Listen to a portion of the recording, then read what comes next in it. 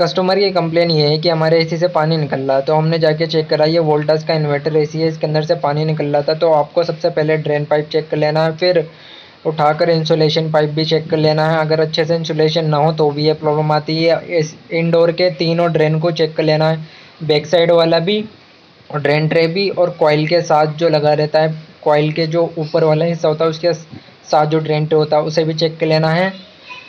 फिर भी problem solve ना हो तो अच्छे से एक बार सर्विस कर देना हो, पाइप वगैरह सब क्लीन कर देना है। और ट्रे भी चटकी हो सकती है, इसकी वजह से भी होता है, बाकी आप कमेंट करके बता सकते हैं।